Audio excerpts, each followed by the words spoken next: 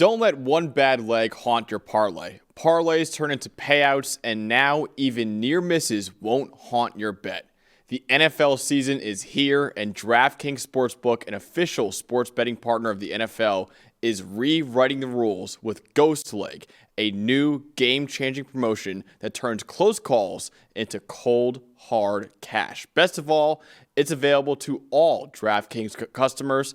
Here's how it works. Build any 3+ leg pregame NFL parlay on Sunday, apply your Ghost Leg token, and if one leg loses, DraftKings makes it vanish like it never existed and pays you out in cash for the rest. Last season, over 30 million parlays were lost by a single leg. This year, Ghost Leg gives those busted bets a second life. No more busted parlays that haunt you all season. With Ghost Leg, the bad leg vanishes. The payout doesn't. Download the DraftKings Sportsbook app and use code PFF. That's code PFF to unlock Ghost Leg, the promotion that makes one bad leg disappear and pays you out in real cash.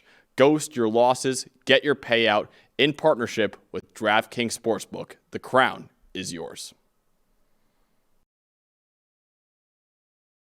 The last week, it's a Monday night doubleheader, so this is the last game that we're previewing here. It's Chargers at Raiders. Both teams coming off a win. Both teams 1-0. Both teams looking to get to the top of that division there. Who are we talking about here, Dalton? We're talking about Geno Smith, Trevor. And, I went back and watched the tape an additional time last night. And we've actually, I believe tomorrow, we're dropping a film breakdown of just how good Geno Smith was in that game against New England and how synced up he already is with his new offensive coordinator, Chip Kelly. And one thing I'm looking at in this game, Geno Smith last week against zone coverage, 89.9 passing grade, 15 of 18, 201 yards and a big-time throw. Just a spectacular game. The Raiders, they've got some unproven options out there. Receiver, right? Jack Besh, Dante Thornton, Trey Tucker's really, he's a vertical threat out there. Jacoby Myers, obviously solid. Brock Bowers is one of the elite tight ends in football. But I think Geno's dominance over zone coverage comes into play in this game against a Jesse Minter-led defense who led the NFL in zone coverage rate last year. Geno's a veteran guy. He hasn't been starting for, 11 or 12 years, but he's been starting the last 3, and he's got a lot of experience behind him and just watching tape, looking at defenses. I'm telling you right now, his eyes are on it. He knows where Chip Kelly wants the football to go, whether it's his first read or getting beyond that. Geno Smith looked really good against New England, especially against their zone coverages last week. He's going to see more of it against the Chargers this week, and I expect him to play well. I think this is going to be a really fun football game once again. Like to see the Raiders have a little more balance. They didn't get enough out of Ashton Jinty in this game on the ground, but I think Geno could have another really good day. Dalton, Pete Carroll is now the head coach of the Las Vegas Raiders. What kind of defense does Pete Carroll like to run? Well, what kind of defense? that usual, that's that old Seattle cover 3. You already know. Like cover 3, like cover 1, single high safeties. Can you guess which team in the NFL played the most single high safety snaps in week 1? Oh, you already know it's the Las Vegas Raiders. This is just what we do. This is what we do. Vegas Raiders. They played 30 coverage snaps with a single high safety. That was the most in the NFL. The Chargers were 9th in EPA per pass against one high safeties last week. They were 0 for 4 when it came to those passes 20 yards or more down the field. I talked about a little bit about that when we were talking about the Chiefs game.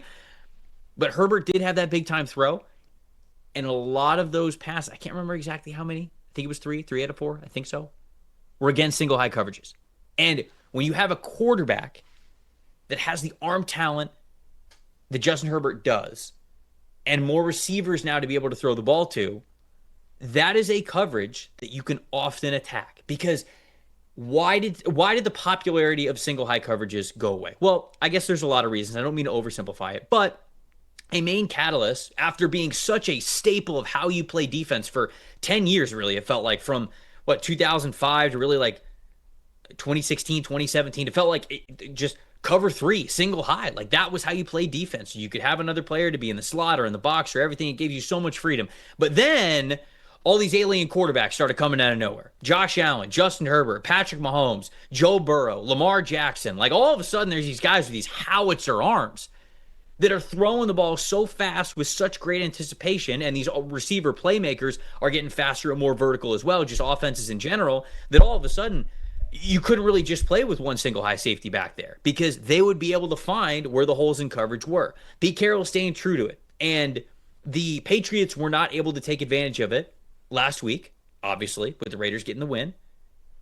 I think Justin Herbert has that arm talent to be able to do so. And not just arm talent, because I think Drake's got a lot of arm talent, true. Drake May, that is. But I think that Herbert's got now that anticipation. Like, I think that he has seen a lot. He's got more experience to him.